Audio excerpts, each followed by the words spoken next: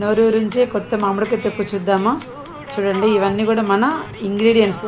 చట్నీలకు ఏం కావాలన్నా ఆ ఇంగ్రీడియంట్స్ అన్నీ కూడా ఈరోజు మన వెస్టీజ్ రైస్ బ్రెయిన్ ఆయిల్ తోటి మన చట్నీ పెడుతున్నాము.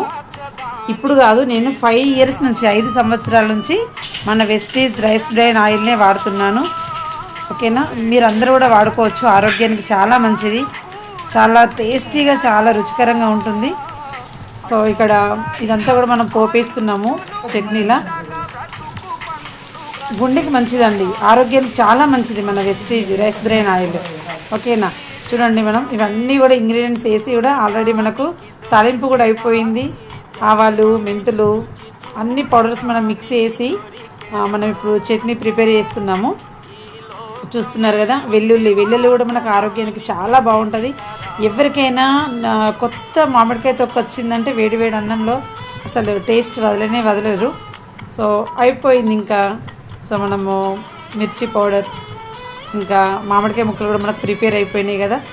సో అవన్నీ కూడా మనం పోసేసి మిక్స్ చేసేసుకుంటే సో నోరూరించే మన వెస్టీజ్ రైస్ బ్రెయిన్ ఆయిల్ తోటి అద్భుతమైన రుచికరమైన చట్నీ మనకు రెడీ అయిపోయింది.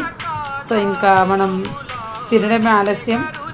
చూస్తున్నారు కదా ఎంత బాగుంది. మీరు కూడా రైస్ బ్రెయిన్ ఆయిల్ తీసుకొచ్చుకొని మీరు వంటలు చేసుకోవచ్చు, చట్నీలు పెట్టుకోవచ్చు. సో కంప్లీట్ అయిపోయింది. ఇప్పుడు ఇంకా లాస్ట్కి ఏం చేస్తున్నాం, మనం జాడీలో కూడా వేసేస్తున్నాము. చట్నీ జాడీలో కూడా వేసేస్తున్నాము. ఎవరైనా అండి, మన ఆరోగ్యానికి మించింది ఇంకేం కూడా దొరకదు. కాబట్టి మన వెస్టీజ్లో దొరికే రైస్ బ్రెయిన్ ఆయిల్ని మాత్రమే వాడండి.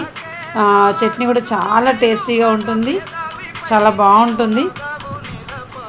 వేడివేడి అన్నంలో చూద్దాం. వేడివేడి అన్నంలో కొత్త మామిడికాయ తొక్కు అండ్ నెయ్యి ఏమన్నా ఉంటుందా కదా రుచి. సో వేడివేడి అన్నం, కొత్త మామిడికాయ తొక్కు, నెయ్యి, మన రైస్ బ్రెయిన్ ఆయిల్ కూడా కొంచెం వేసుకుంటున్నాను. అంటారు కదా, ఉడుకుడుకు అన్నంలో తొక్కు నూనె కలుపుకొని తింటే ఉంటుంది చూడు రుచి. ఆ రుచే వేరబ్బా అంటారు కదా. చూడండి, ఆహా నాకైతే నీళ్ళు ఊరుతున్నాయి. బాగుందా? Thank you so